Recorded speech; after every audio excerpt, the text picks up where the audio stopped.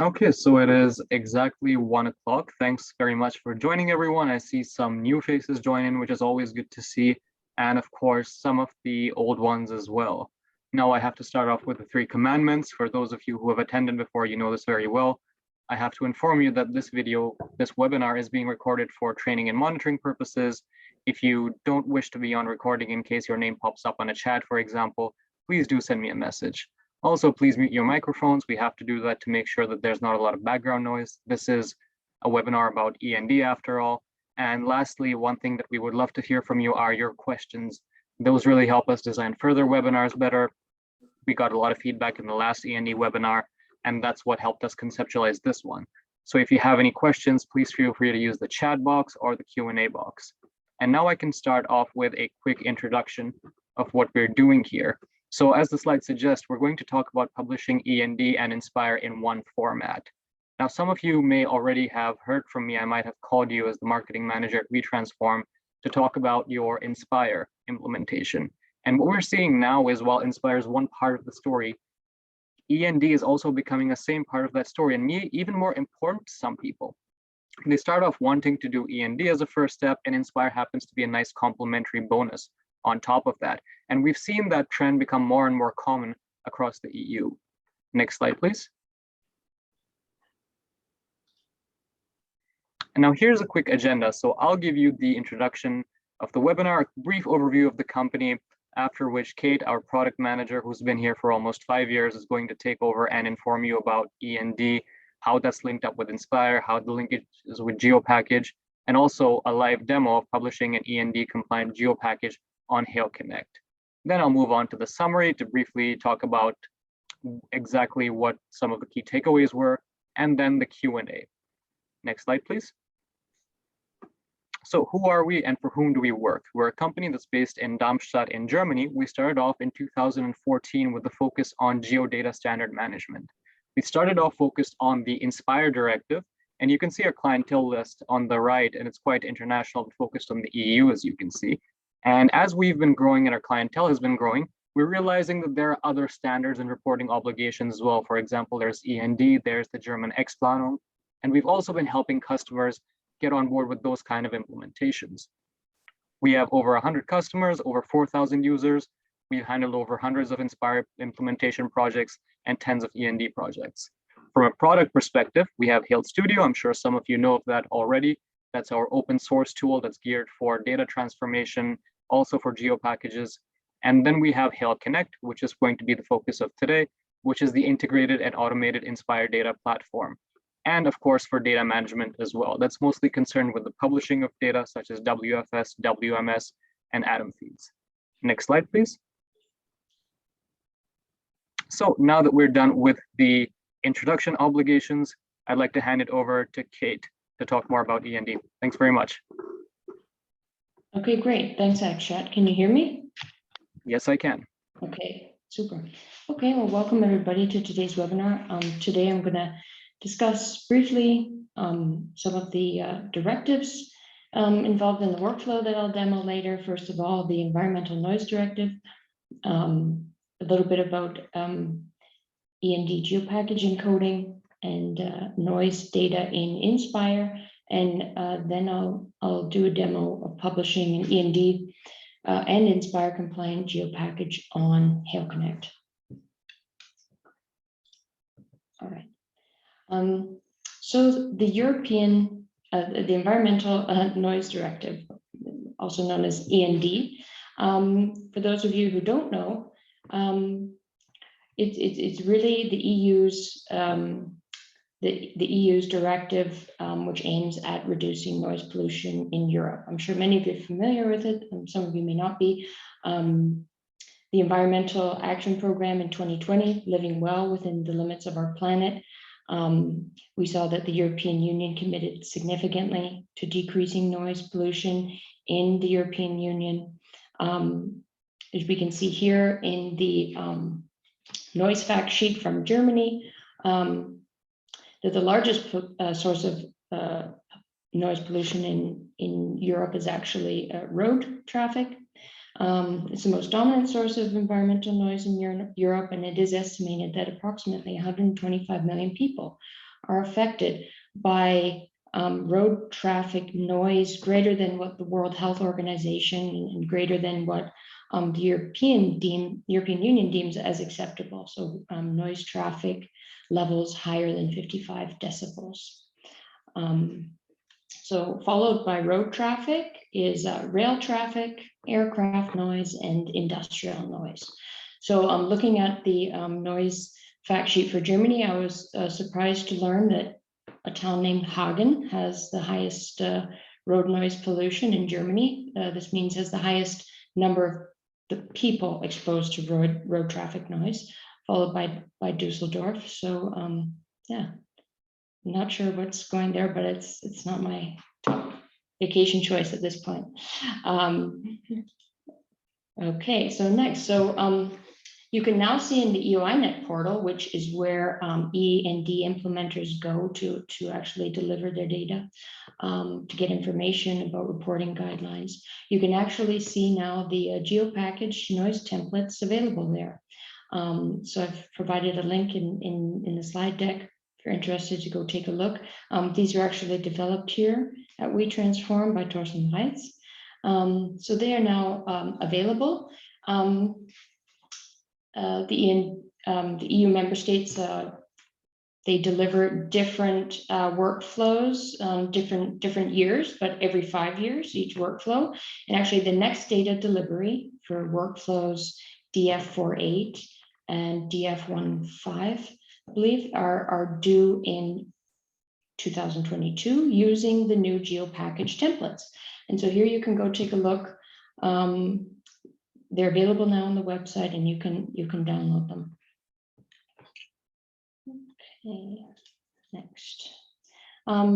So I'd like to just give you a brief overview of how WeTransform actually developed those templates.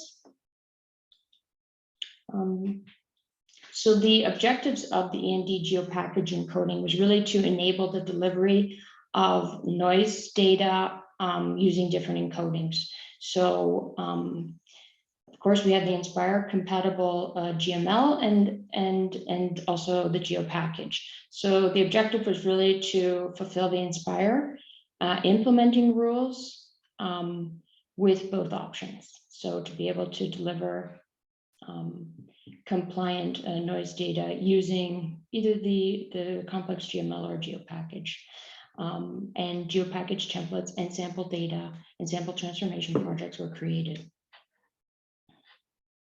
So what does this actually mean? How does that actually happen? Well, it started off with the conceptual model. So the Inspire conceptual model for noise data. And the streamlined conceptual model is really a pared down version of the Inspire model. And what we have on the far right of the screen, the simplified logical model, is the GeoPackage encoding displayed in Hale Studio. So that in this diagram, I hope that it's clear that the GeoPackage encoding is really closely aligned with the Inspire model, and it is a simplified version. Next. So both encoding rules and model transformation rules were used to perform this transformation. We started with Inspire UML to GeoPackage encoding rules. I do have a link to that as well if you'd like to take a good look. It's really the GeoPackage encoding fiche available now as a good practice. I can just throw a link to the chat, throw a link to that in the chat after, if you're interested in taking a look, because we are also involved in drafting these, how to actually convert the UML to GeoPackage encoding. And now what is ongoing is the creation of GeoPackage encoding rules for different Inspire themes. So there's a GeoPackage encoding rule for Inspire addresses, for environmental monitoring facilities, and so on.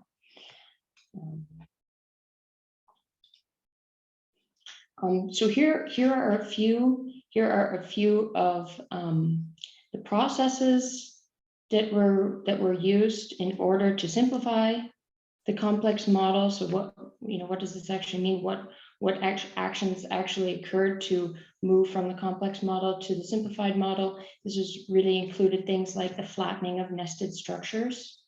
So complex types were substituted using simpler types. The use of related tables. So allowing table joins in a GeoPackage, for example. A lot of commonly occurring fields or attributes were moved into their own tables. And we'll take a look at that in a moment when I share with you a transformation project in Hale Studio, where we can see take a look at the simplified model.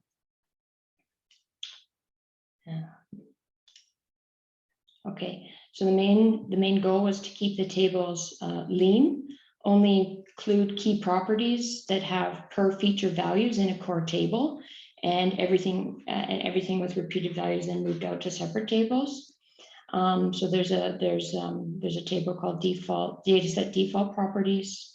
So this includes values that are typically the same for all features in a data set, and that is also true for the voidables. There's also a voidables table where all voidable properties are moved into that table. So in the core table, you really have the attributes that have different values. Okay, so here's an example of the GeoPackage encoding for DF48 contours and exposure data. And you can see here, you have the dataset default properties where you have the values that are typically the same for all features, codeless properties, ESTAT unit reference that will contain a link to the codeless. And we'll take a look at this shortly. Okay, so if you're interested in getting your hands on these and working with them in Hale Studio or in Hale Connect, there is an END GeoPackage GitHub repository. There's a link there in the slide. I can also share that with you later. Here you have for each of the workflows, sample data, sample transformation projects, all of the templates, the GeoPackage templates, they're all available there for you on GitHub.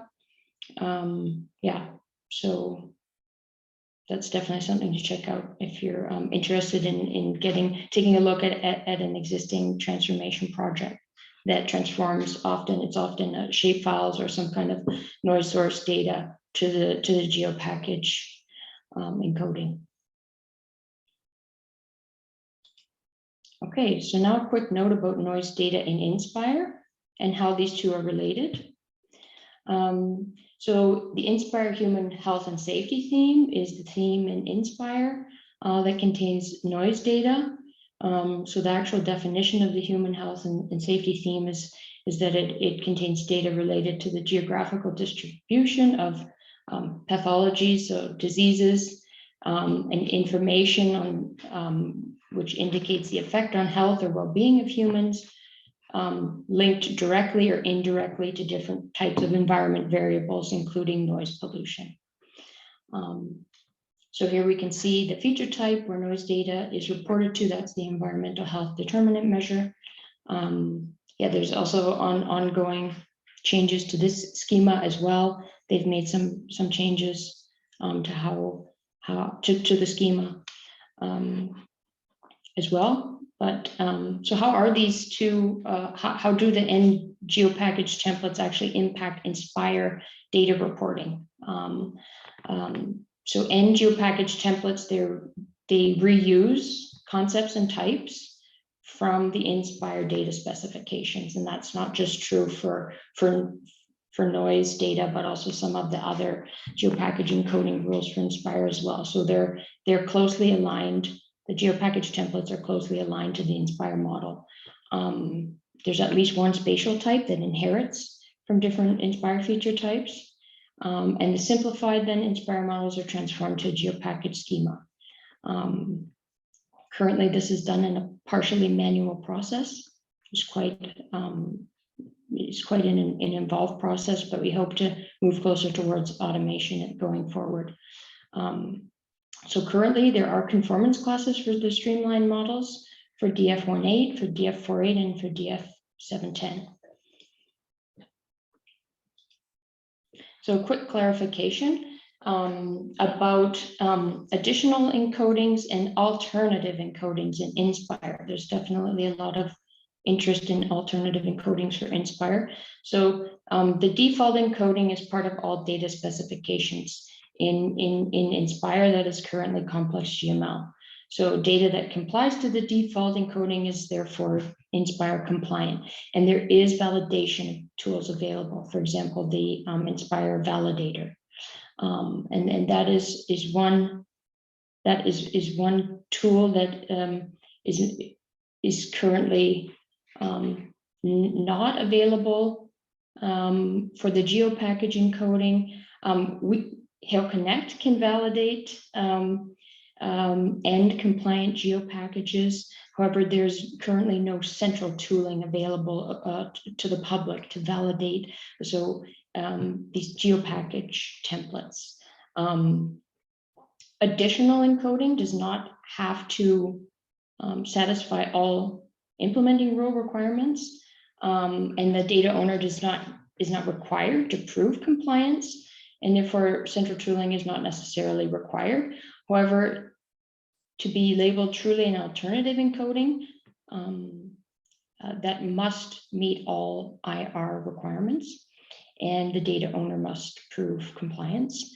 Currently, as noted here, central tooling is not available. However, that is available. We do have that available on Hale Connect. So I think it's an important point. The Hale Connect platform, you can upload, publish, and fully validate END compliant GeoPackages and Inspire compliant GeoPackages. Okay, and so now I'd like to show you how that works. First of all, I'll introduce you to Hale Studio a little bit and a project I have taken from the GitHub repository that everybody can take a look at if they're interested. And then I'll show you how I go ahead and publish an Inspire and END compliant GeoPackage on Hale Connect and publish the OGC and Inspire compliant web services. Okay, so. All right, so if this is Hale Studio, I'm sure most of you have at least seen this before. So I have loaded here an NDF48 major railways sample. This data comes from Italy. It is available, as I said, in the GitHub repository. So the source data here, if we take a look, what is this? Where does it come from? We see down here these in the project window in the bottom right-hand corner of the project. These are shapefiles. So LDen and LNight are two ranges of values used to classify noise, decibel noise ranges in the day, average in the day or in the night. So this project has both LDen and LNight data. It has some NUTS data loaded as a spreadsheet, it's Excel spreadsheet. Yeah, and the target schema, as we see down below, the target schema here is the major railways strategic noise maps GeoPackage template.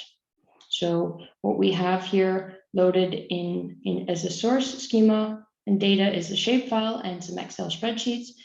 And what we have in the target is the GeoPackage END template. As you can see, the mapping is here pretty simple, at least compared to a classic Inspire mapping. So there's a retype. If we look here at the, do we have here? Yes, we're looking here at the noise contours mapping here. We have a retype from the shapefile to the GeoPackage table. So we have a simple retype here.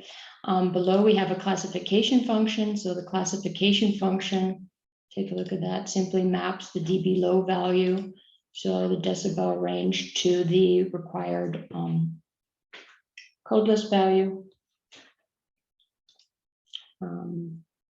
That's a category. Then we have the location. So that's actually the geometries.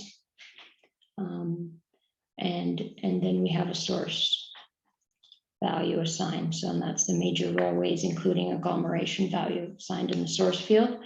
We can take a look at this quickly. I'll set the geometry as default geometry and just take a look in the map view.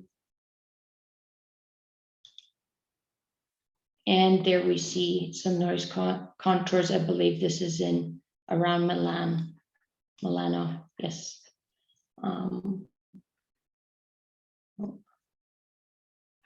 Yeah. So that's the data we're looking at. Yes, and we use here the generate sequential ID just on a technical point. This ID is required. It is a purely technical ID required by the GeoPackage. We do not recommend using generate sequential ID for any kind of permanent ID creation. This is purely a technical ID that is not meant to be persistent with the data. So so this function here generates sequential ID as serves a purely technical purpose.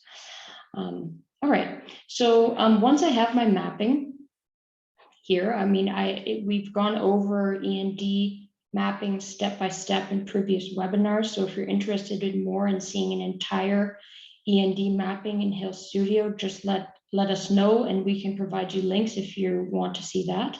What we're going to do today is take this finished transformation project and we're going to publish it on the web on Hale Connect and show you how to publish services with that.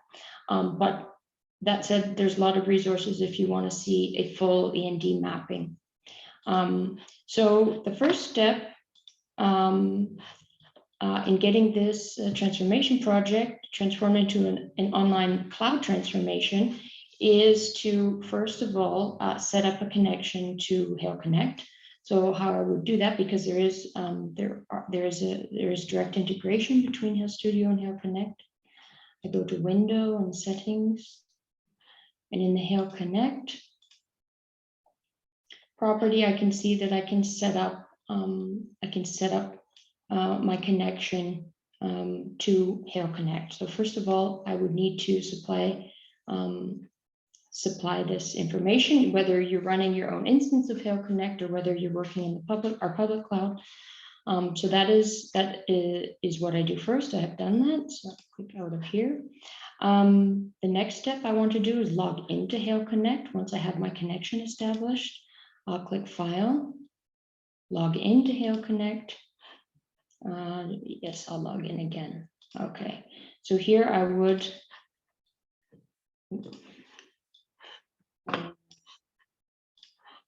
log in.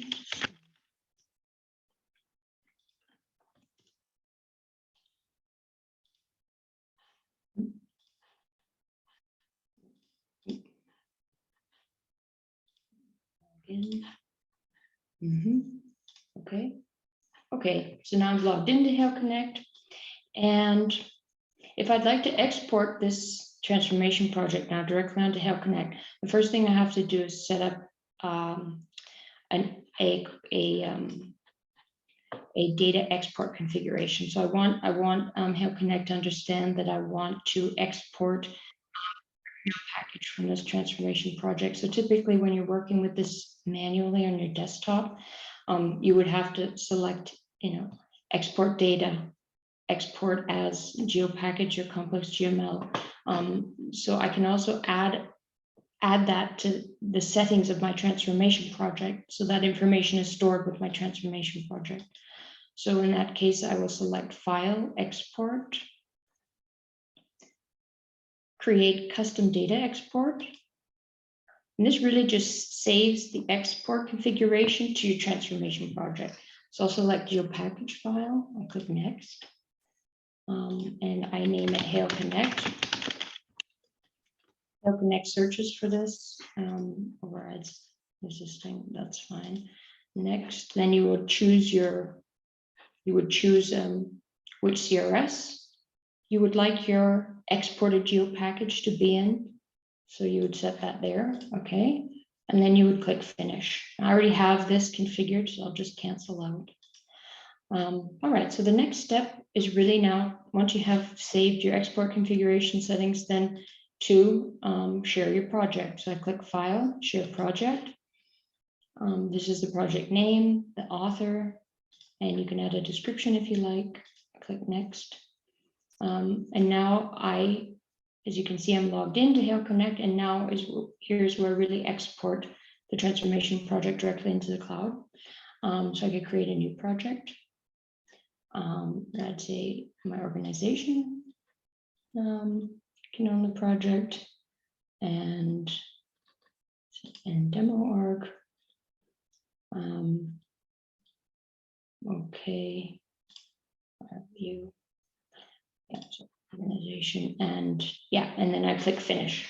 Now I've already exported my transformation project, so I don't need to do that. But when I click finish,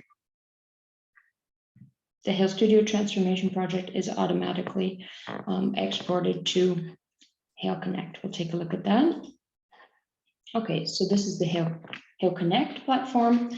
And I'll just take a look at my transformation projects. Okay, so 2 hours ago, I uploaded this project to Hale Connect, and here you can see the source schemas used. We can also take a look at the mapping. There's a nice visual presentation of each mapping in Hale Studio, directly in Hale Connect. You can communicate on different mappings with colleagues. I can take a look at the files, which I can also download. So these are actually the transformation project files here. So that is my transformation project. The next step, once I have my transformation project uploaded on Hale Connect, the next step is to go ahead and create source and target schemas and themes for my online transformation configuration. So the next step, once I have my transformation project, is really to go ahead and create a new schema. So in order to execute an online cloud transformation, what you have to do in Hale Studio is to export the schemas as JSON HSD files. So I can quickly show you that. So I want to replicate this on Hale Studio. So what I do is click on File, Export, Source Schema. And I want to choose Hale Schema Definition JSON. So I want a JSON HSD file. HSD is a Hale Schema Definition file. It's a Hale Schema definition language similar to an XSD. So I'll take the JSON version here.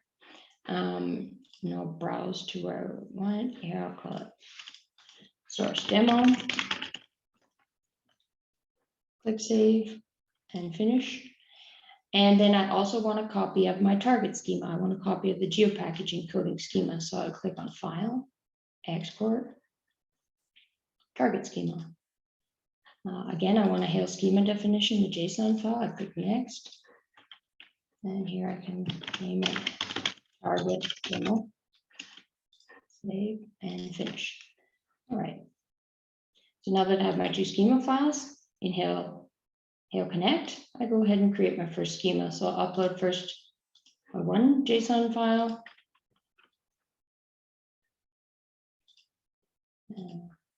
Yep. Demo. Source demo.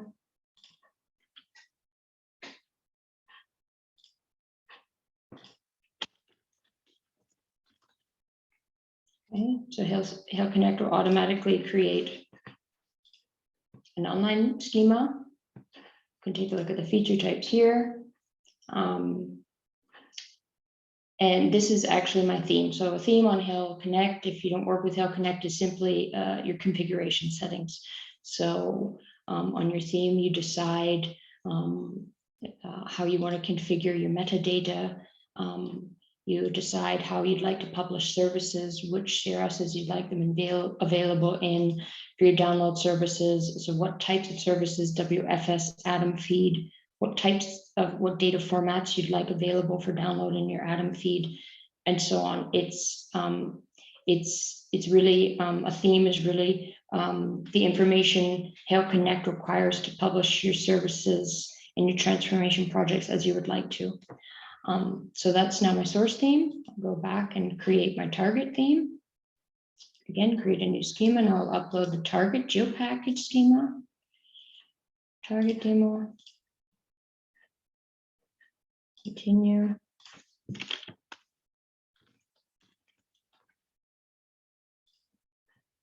And okay. So yeah, I can go ahead and configure that I want a WFS as well as an Atom feed, and that I want shapefiles and GeoPackage and complex GML available for download in my Atom feed. I can add additional CRSs, and that's really my target theme. So now we have a series of resources on Hale Connect. We have our transformation project, we have a source and target scheme, and now what we need to do is connect them. So in order to do that, I navigate to my source theme.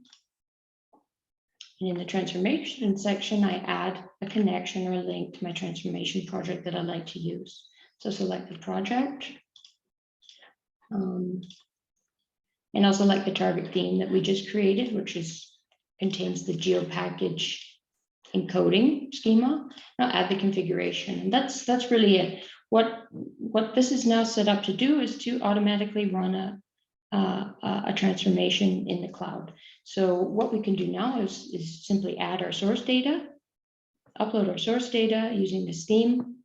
The theme will automatically execute our Hale Studio transformation project. It will automatically publish and validate our Inspire services. So I can show you what that looks like in a moment. So I have that prepared. I made that here. You can see in the dataset resource list, this is labeled as a transformation. So we have here our source data. That's simply our source shapefiles. And the transformation has run, or we can take a look at that quickly. Here in the transform data section, we can see that our Hale Studio transformation project executed. We can also look at the log output of the Hale Studio run if we're interested. We can see the Hale Studio project executed 2 hours ago. It took 2 minutes.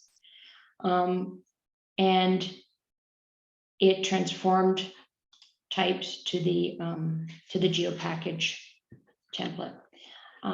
So that ran successfully. And we can see the target data set, which was created. So the target GeoPackage that was recreated, we can see that here. And here we have the view and download services for our END Inspire Compliant GeoPackage. So here we have our WFS. There's the WFS capabilities. We have the Atom feed that we can download there. Just take a quick look.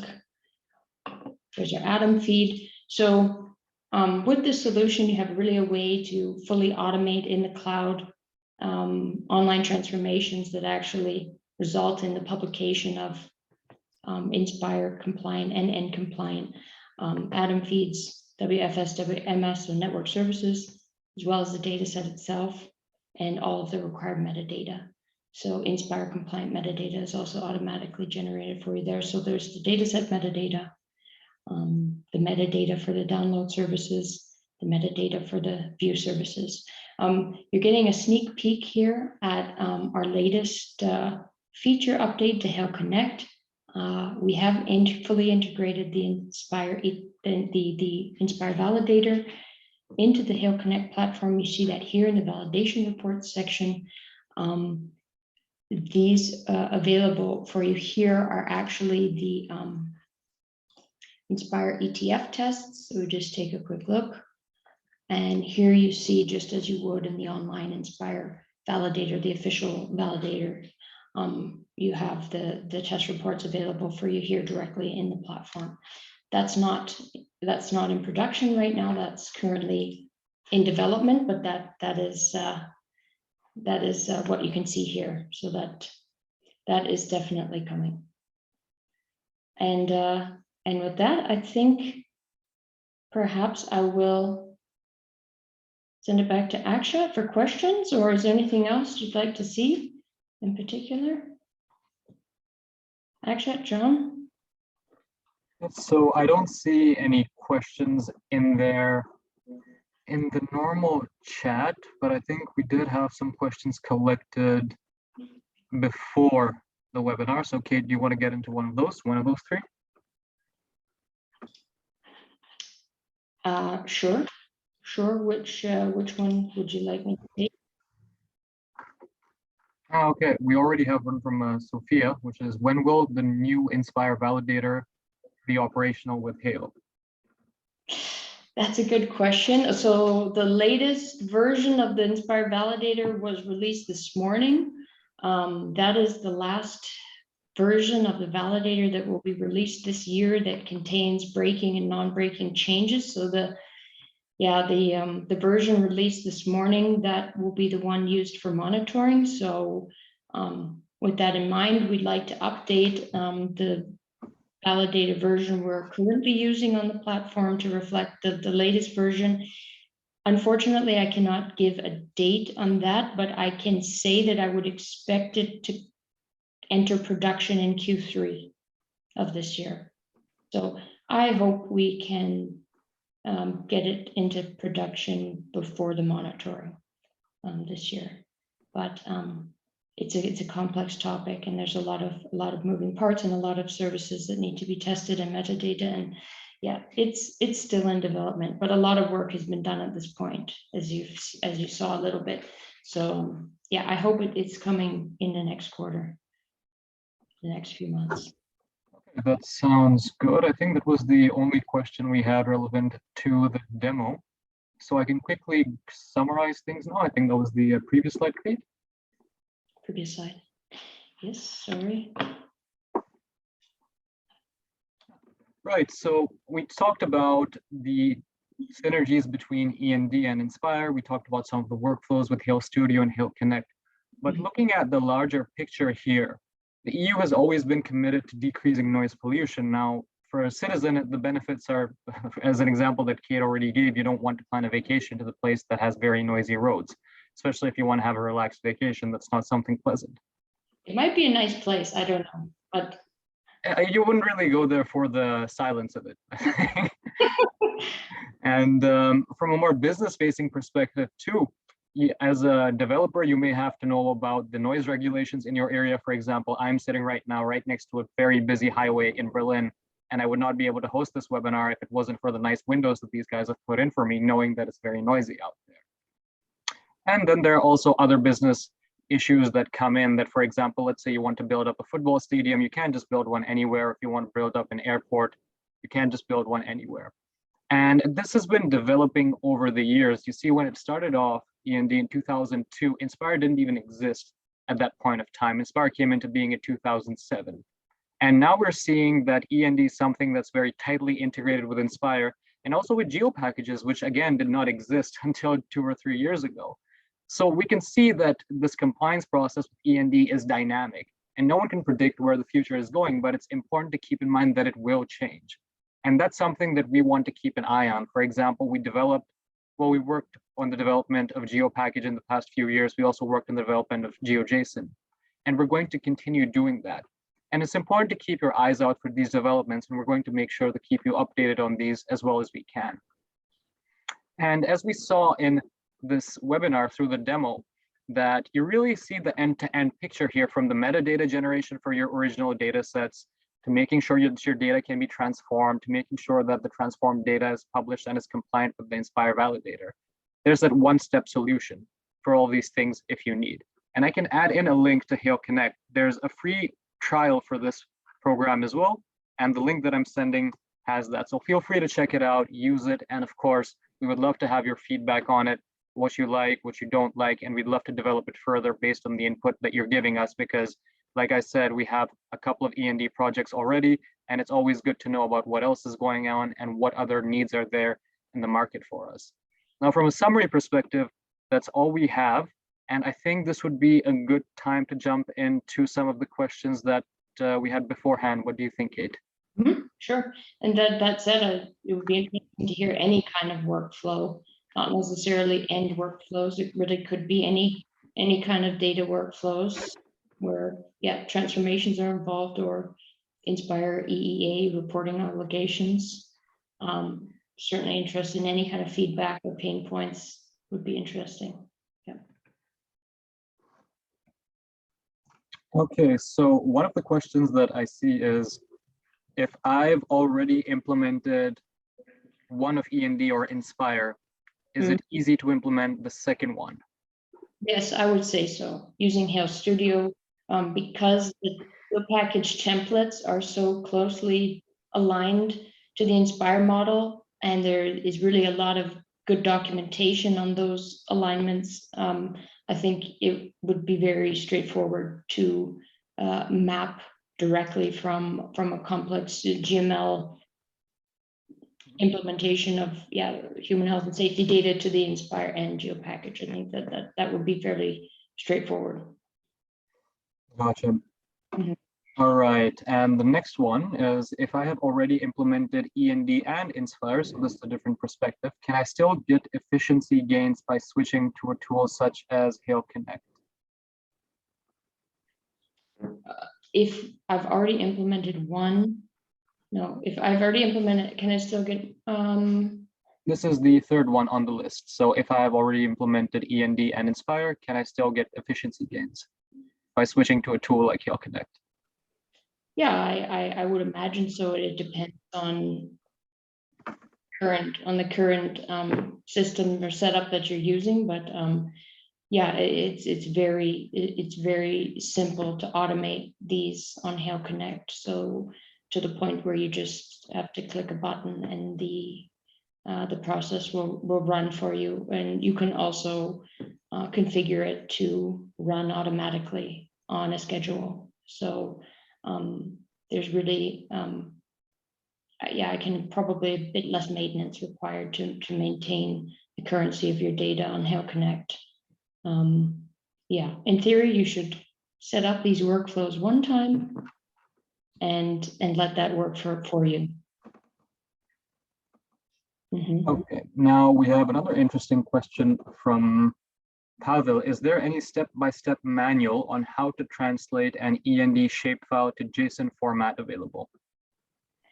How to translate an END shapefile to the GeoPackage format? The JSON format, it says. JSON format.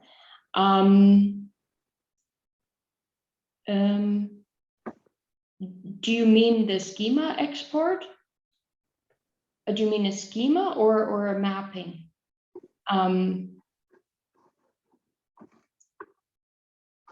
That you would like to create, if you would like to create a JSON schema based on a shapefile, I would load the shapefile into Hale Studio and I would export it as JSON. If you are looking to actually map how to map your shapefile data to the GeoPackage encoding, we can definitely send you a link to some other webinars that demonstrate that. But again, with harmonization projects, it really depends on the structure of your source data and what that contains in terms of where it should go in the target schema. And this is an interesting question. Like Kate mentioned, we can get back to you with the webinar link, but I'm also, if you're interested in really getting the answer to that, feel free to send me an email and we can talk about it in the team to see if it makes sense to bring out a tutorial like that on YouTube or something, for example. Yeah, or the topic of the next webinar. Yeah, that's why we're doing this. So thanks very much for the question, Pavel. Yeah, because the last release of Hale Studio dramatically improved the JSON capabilities of Hale Studio. So yeah, I think, support for GeoPackage and JSON are improving all the time in Hale Studio and Hale Connect for that matter. So, yeah. Okay, so I think the one more question we have here is, if done separately, how long do END and Inspire implementations typically take? Would there be a win in terms of time and effort required to do it in one go? I don't think we can give an hourly measure here, given the uniqueness of each transformation project and the uniqueness of everyone's own toolkit to deal with such situations. But what are your thoughts on this, Kate? So Inspire transformations, we know, are complex, often complex. They're time consuming. They take a lot of specialized knowledge of the data specifications. We offer a lot of customer support on this topic. So transforming local source data to Inspire, this is something we work with daily here. It's hard to say how long that would take, but depending on the source data, I mean, it can take a while. The END data, mapping us to the new template, I think this is a little more straightforward because the schemas are more straightforward.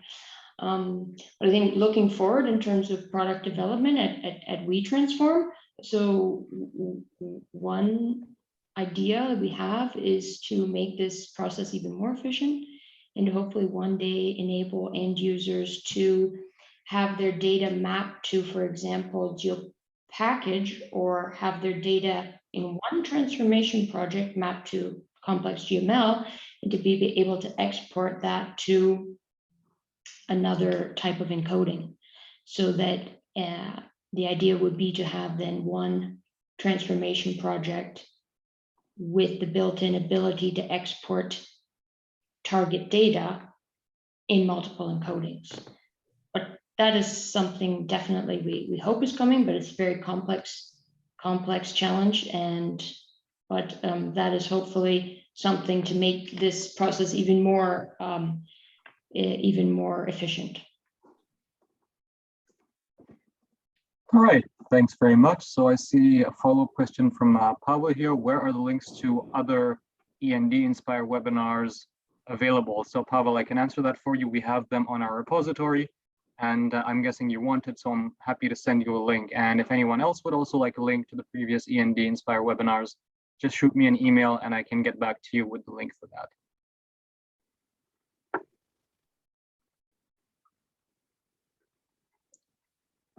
Okay, I think we are coming to, well, we have come to the end of the list of questions at this point. Are there any last minute things to say here, or should we wind it up? I'm also sending in my email to the chat just so everyone has it now.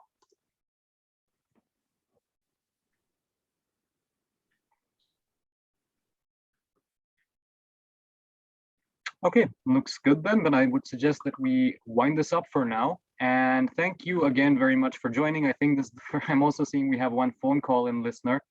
And all the webinars that we've hosted, I think this is the first time I've seen one. So yeah, thank you for that, Mr. +49 and so on. And yeah, thank again for joining. And we hope to see you again at our future events. Thank you very much. Cheers and bye-bye.